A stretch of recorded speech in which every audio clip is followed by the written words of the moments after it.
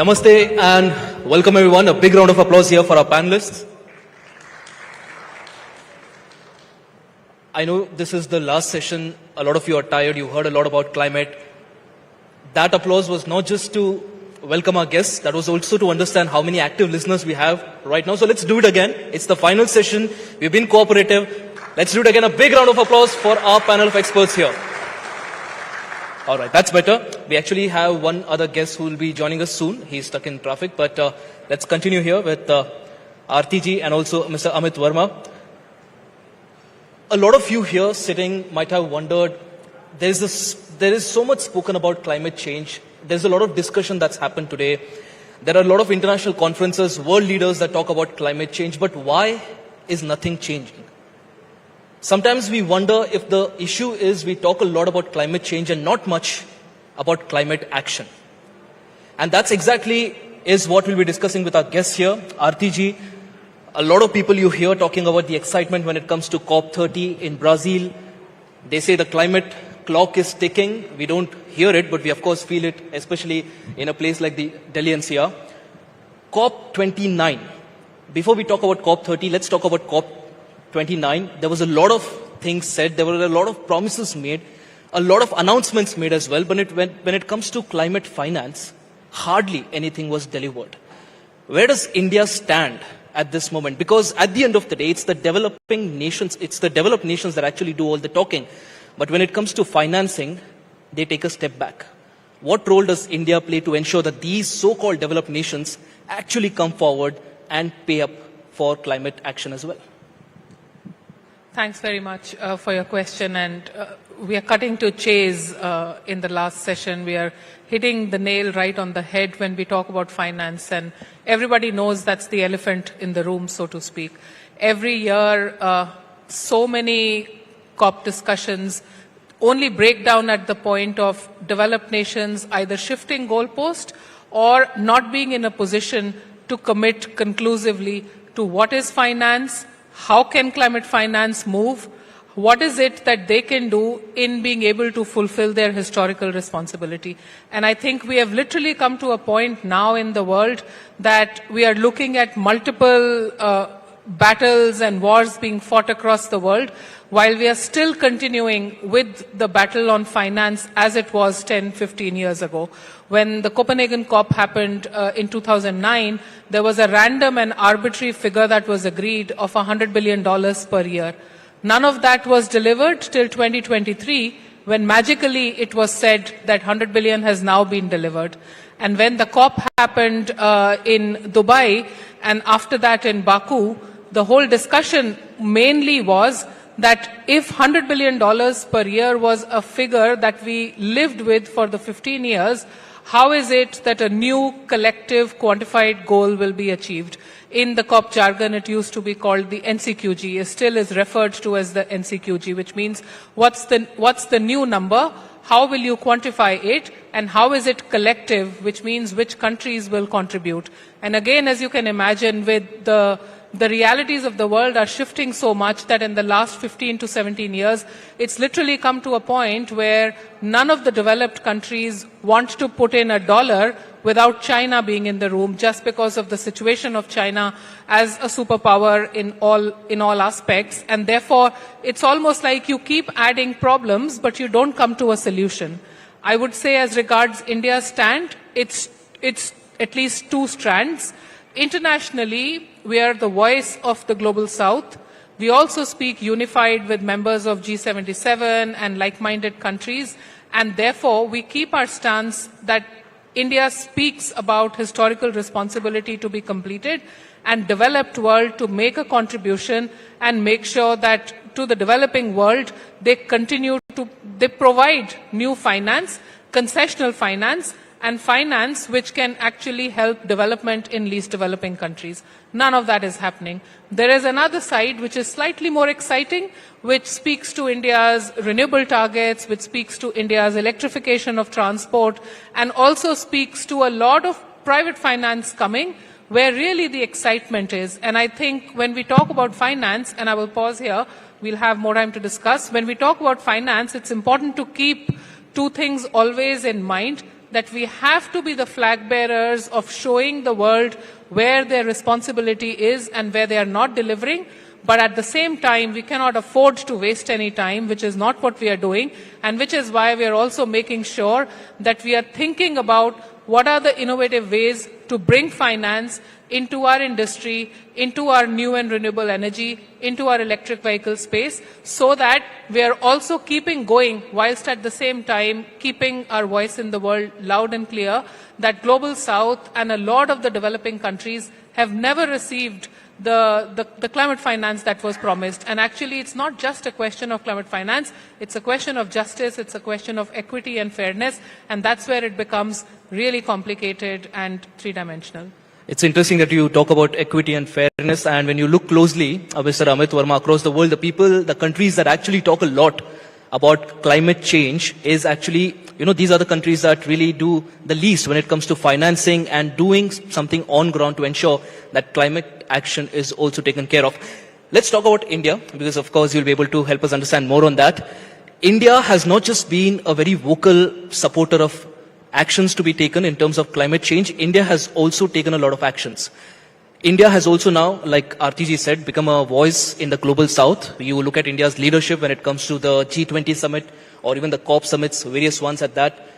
How does India now ensure that all of the talks that happen, what more can India do to ensure that its leadership can prove to be the persuasive point that takes the entire conversation forward, and the countries that crib a lot, I'm sorry to use this word, the countries that crib a lot about climate change and blame it on the developing nations actually even help in financing the solution?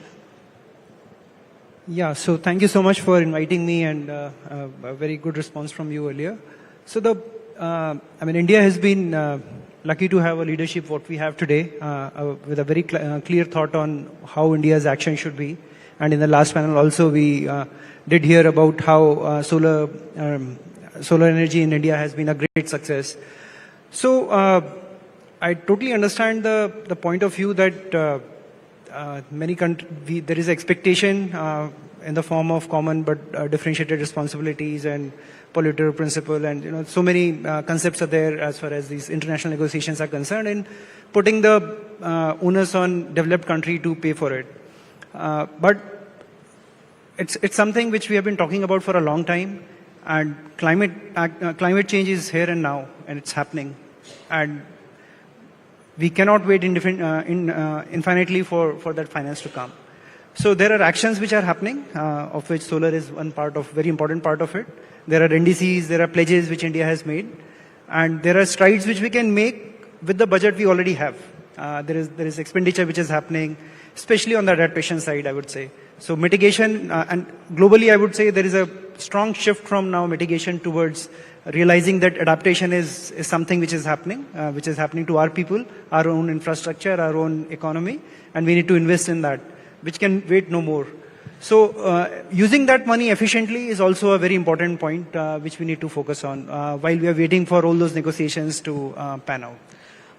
A very interesting point that you made there, that with every passing year, there's a growing understanding and a realization across the world that climate change is real. Why do you think people, a lot of countries, a lot of leaders across the world, they participate in conferences, they make big promises? Why do you think these countries are not financing, and what is the government of India doing? Because you're from the Niti Aayog, so you'd be able to help us understand what is the government of India doing to ensure that climate action is also spoken about in the same breath as climate change? Yeah, so diplomacy, of course, needs a very strong support of science behind it, and to negotiate at any international forum, it's important to have your own data and understanding of what it means to you. So many times the figures which come out are too wide and off the mark, and it's difficult for you to negotiate on those bases. So in that sense, our government, especially from MOEFCC and Niti Aayog, we've embarked on a journey together to figure out what should be our net zero journey. Our Honorable Prime Minister has announced our net zero at 2070 goal, but it's a complex goal. How do you define what point would you peak? Would you peak in 30? Would you peak in 50? There would be different climate scenarios. There would be different temperature increase scenarios, and each of them would bring in so much of complexity that it's difficult to judge on could be the finance required. So unless we have a clear idea on what we are aiming for, it's difficult to negotiate as well. So so Niti Aayog in that sense has embarked on this journey to come out with this whole pathway for India on how we are going to cover our journey for net zero. Along with that, as I talked about adaptation earlier, I think adaptation is something which is becoming more and more important. And whenever we talk about climate finance, we normally leave adaptation behind because mitigation is so easy to calculate in that sense. I mean, you have a target of energy, you know how many people are there, you know how many ACs would be needed, and this is the gigawatt of energy you would need, and you can plan, and there's an industry behind it which would support it. Adaptation on the other side, it's very, very tricky. For example, if you need to design a bridge which you need to design for maybe next 50 years, and there is a river which goes and you don't know how much of rainfall fluctuations are going to happen and how much over design should you do, how much that additional cost is there. So adaptation is always a bit more trickier, and in that journey also we have started now in Niti Aayog on how do you go at a very small grid level, figure out across the nation what the climate fluctuations are, what it would mean in terms of planning for the future, as well as how do you seep them into a policy through National Action Plan for Climate Change or State Action Plan for Climate Change? How do you collect it all together and figure out how much total finance do we need and then use it for international negotiations as well? So that's a journey which our government has definitely taken on. Well, as you talk about planning for the future and the alternatives, let me also welcome Mr. Ashish Khanna from the International Solar Alliance as well. He's here. A big round of applause for him as well. And this, I believe, is the right time for us to drift our conversation from what has happened, what hasn't happened, to clean energy. I'll just let Mr. Ashish Khanna take a breath there. Aarti ji, we've been talking about clean energy, and that is a point that you wanted to make earlier as well. India is rapidly scaling up its clean energy dependency. But at the end of the day, when we talk about energy in India, it is still heavily reliant on fossil fuels. What exactly is India doing, and how much more can India do to ensure that there is a sort of a self-reliance when it comes to clean energy, and we don't just talk, we also walk? I think we are walking. We're also, we're past that stage where we were just walking fast. I think we are at a point where we are in a stable situation. And are we sprinting? Others, it will take a while to sprint. You need strength and resource, and that comes from money as well. And my other panelists can speak to it more eloquently. But you know, the whole journey as it started in 2010, then solar targets of 2014, and then the NDCs that we submitted in 2015. And afterwards, how much are we? Maybe we are already like 220 gigawatts or thereabouts when it comes to renewable energy sources, and we've made a commitment of about 500 gigawatts by 2030. So we're nearly there. We're in the right direction of travel. I think that is less of a worry on whether, in my view, whether we will actually do 500 or we will do 470. We would have established at least a situation where we are continuing to move from that point forward. And I think there are several things that come into that picture. Even today, as I understand, a lot of the renewable projects are funded by private banks and financial institutions. India's exposure to, like in Indian banks, the exposure to power sector is about 5 to 7%. But even then, if a lot of public banks are continuing to fund thermal power plants as opposed to new and renewable, then those are the shifts I suppose we will definitely have to make. In some cases, probably it is not about just getting international finance. It's about trying to see what are the innovative ways in which you can turn around the savings that are there domestically to be able to fund the renewable expansion that you have to do domestically. But on the other hand, you know, security is a very big issue at the moment. It applies to defense and military security. It applies to climate security, and it also applies to energy security. And when you have waterways being closed and oil prices on the precipice of increasing all of that, I think it's also a situation where any country at the moment is going at a all the above type of a scenario, which is also what India is doing. I think it's not really a question of what are we doing right now. It's more a question of how do we look at the next 10, 15, 20 years of our trajectory. We are also the fourth largest economy in the world. We've literally overtaken Japan to come at that position.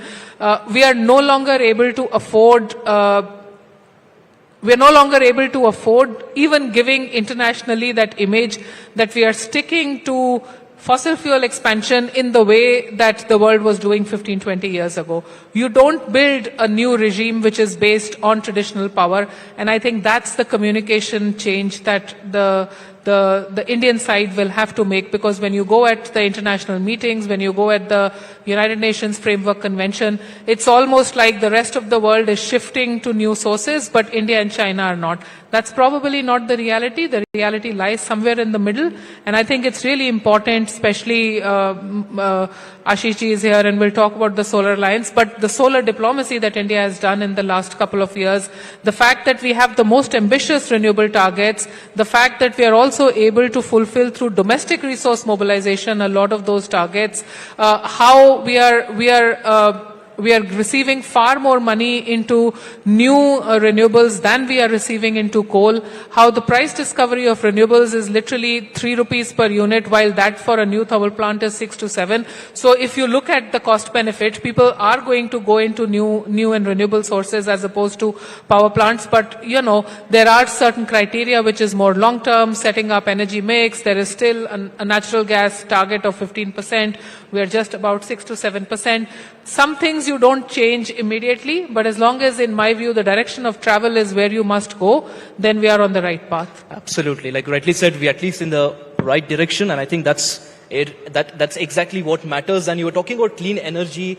Arti ji here was talking about the issues when it comes to clean energy. And from what I understood, financing and scale is a major barrier when it comes to clean energy. How is India, and particularly the International Solar Alliance as well, what exactly is the ISA doing to ensure that financing doesn't become a big barrier when it comes to adaptation of clean energy?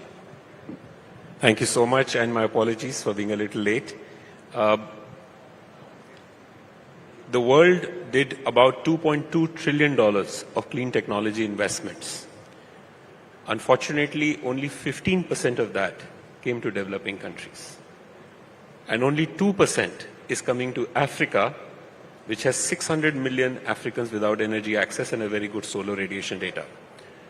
So definitely our role is to see how can trillions that are there in pension funds and others start investing in clean technology.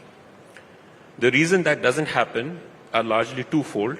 One, private sector and pension funds are looking for clarity of policies and regulations that can support their long-term investments.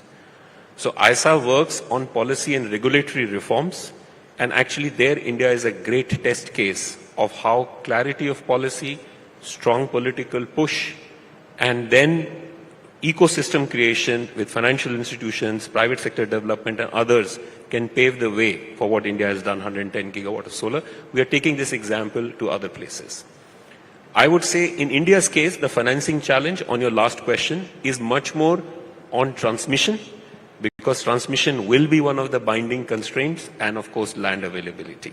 So those in terms of how do we finance, how do we reduce the risk, and for that there are a lot of financial innovation of risk mitigation instruments, use of infrastructure investment trusts that are going to be very vital for India. Absolutely. I think India has been not just vocal when it comes to climate change, but also in terms of climate action. And like you said, India is doing enough when it comes to all of that. Now, Mr. Amit, we are looking at what's happening around the world. There are wars everywhere. There are conflicts. India has also been involved in a few of them. The reality is the priorities of nations keep changing. And unfortunately, clean energy and environmental change comes at the bottom when you look at it. India, again, like you said, like Arti ji also said, is now beginning to focus and scale up a lot when it comes to clean energy. But then what about the lack of resources? What happens when the supply chain, when it comes to minerals, for example, like lithium? It's a major factor for India's drive towards clean energy. What happens when these sort of supply chains are affected? How does India plan to counter it? Because India doesn't want to be dependent on any other nation, I'm sure, for its clean energy reliance. Yeah, so I mean, there are wars which are fought explicitly, and there are wars which are fought implicitly through trade wars, through mineral wars, through denial of technology, denial of resources. So war is like a continuous process which is happening, and countries need to evolve, need to secure themselves against those kind of restrictions. So if you look at India's own journey, there is, at the international level, we are seeing what is happening. You've aptly mentioned on what's going on. We are all aware of, without naming the neighbor, that there have been many restrictions on that sense from the economic power that it is in terms of denial of access to minerals. So there is action on international front. For example, India has formed a PSU named Kabil, which is now going and exploring outside India on what mineral resources we can secure on. So it's important to look out across the world, secure through FTAs, through treaties on what important resources are required inside the country. Manufacturing itself is a big booster. In India, there has been a very strong focus on now semiconductors and solar manufacturing through our PLI schemes, which is a very important driver of how India would require access. But till we are having this manufacturing, we are importing a lot of stuff to India, and with them are also coming very important minerals like lithium is there in lithium-ion batteries, which we import. So Government of India also came out with the critical mineral mission, in which the idea is that anything what we have in terms of natural resources has to be explored, but also what we have in terms of import is also not wasted, which also links with us with the circular economy initiatives. So anything which is imported must not be wasted as such. So there is a strong focus on circularity of many of the waste streams like lithium-ion batteries, e-waste, vehicles, where we want to ensure that any of the important minerals which are not available in India as such are not wasted as such. So it's a multi-pronged thing. Then we also need to focus on the R&D itself. Today lithium seems to be the obvious choice, but can we develop batteries which work as well with sodium, which is the next higher element in the periodic table? If that happens, would we still have that kind of dependency? That is a question we need to answer. So that war has to be fought with multiple fronts and multiple ways at international level through our own exploration, through science and tech internally, as well as making sure that the resource efficiency is at the optimum and we don't waste anything what we have. Absolutely. A lot of optimism there coming in from the Niti Aayog, and I'm sure it'll bring a smile on a lot of faces here. He was talking a lot about clean energy and how India is trying to secure its future. Help us understand how organizations like ESA, for example, are helping nations like India to secure their clean energy future. Because what you look at, for example, when it comes to, and I'm going a little off track here, when it comes to markets like electronics, is that you see something happening in China. Almost every market that is dependent on mobiles, on electronic items, every market gets affected. And now everyone is realizing that you need to focus a lot on securing your own resources and being self-reliant. A similar story in terms of clean energy as well. What is India doing and how are organizations such as yours helping India? So I'll answer that question in two parts. The first part is that energy security of how much India wants to do is now closely linked to industrial policy of how much India is producing. And that requires, in our assessment, perhaps a deeper thinking that should India be preparing a supply chain that is not completely everything only in India, but some other neighboring or like-minded countries that can still reduce the overall cost of, say, solar PV. We are seeing a push in all countries, including India, that let's integrate the entire manufacturing within our country. I feel an alternate supply chain requires some countries to come together rather than individual countries. The second important question on that is what is the right balance within existing technologies and new technologies? And for India's energy security, it is very important to have the right policy, not only trying to see what we make today, but what we are going to make 10, 20 years from now, because there's a lot of innovation happening on new technologies, building integrated PV, perovskite, solid-state batteries. I think a huge R&D push, but also a lot of startups who can see how these technologies can be commercialized are very important. Absolutely. And before we wrap in a while, I started off on the note that everyone's looking forward to COP30, but the reality is if you look at what's happened since then, a lot of promises have remained on paper. A lot of ideas that were floated haven't got financing, which means that with COP30, there is a lot of doubt, a lot of questions being asked. What can India do to push these so-called developing nations that speak a lot about climate change? What can India do? I come back to the same point. Diplomacy is what we're talking about. What can India do to push these developed countries to not just talk about climate change, but also finance it? I think a lot of the alliances at the moment are shifting. The traditional alliances as they existed with Annex 1 countries as they were called, which is a lot of the Western countries of the world, you are at a point where the US is no longer in the Paris Agreement the second time. And who is going to take that position? The Bonn intersessionals concluded only yesterday, and my read of that is that the way negotiations happened, it almost feels like whether US is in the room or not, nobody is able to assume that vacuum that exists. So that's one side of the story. Is there thinking on the Brazilian side, and what is it that India can do? Our Prime Minister is going to Rio to attend BRICS.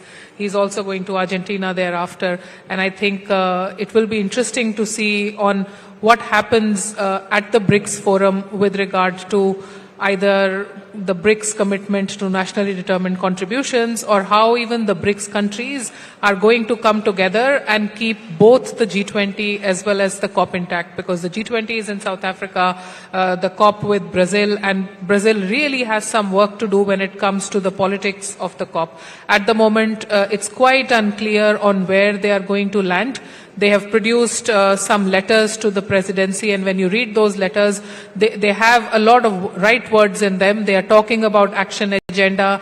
They are talking about globally determined contribution as opposed to nationally determined contribution. The problem is the world is not at a situation where multilateralism is at its best. So if you don't have multilateral unison, how are you talking of a globally determined contribution? It's quite difficult. There are several aspects that Brazil has put. It talks about preserving forests. It talks about phasing out fossil fuels. It talks about funding. So they are pitching it as three Fs: fossil fuel, forests, and funding. And I think even if they were to work with India on one aspect, whether it's talking about clean energy and tripling renewables and looking at fossil fuels, or even trying to bring something on the table on finance, which actually frankly looks quite hard, because the whole road from Baku to Belem looks like it's less of a road and more bumps over there just because of the global situation. It's not possible for any country to sign a blank check at the moment. You have to look at sources of funding that are innovative, or you have to make a business case for it so that investments can flow where there is return of investment. There is no blank check. So I think India has a lot of work cut out. And this is diplomacy.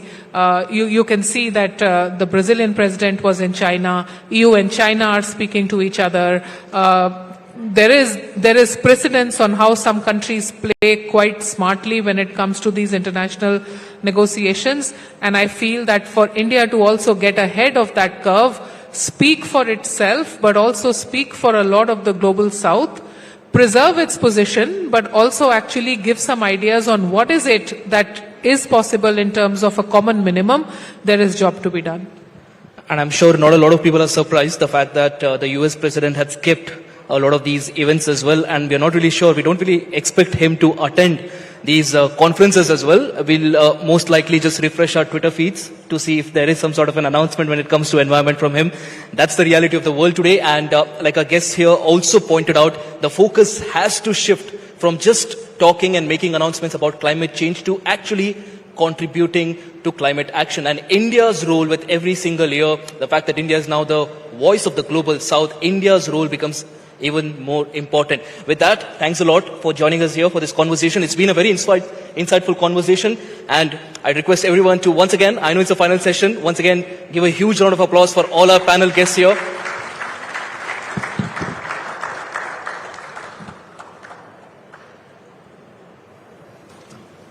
Thank you very much, everyone, for this wonderful session. In fact, I'd now like to request Ashish to present our panelists with a token of appreciation. A big round of applause, ladies and gentlemen. It was the final session of our event today.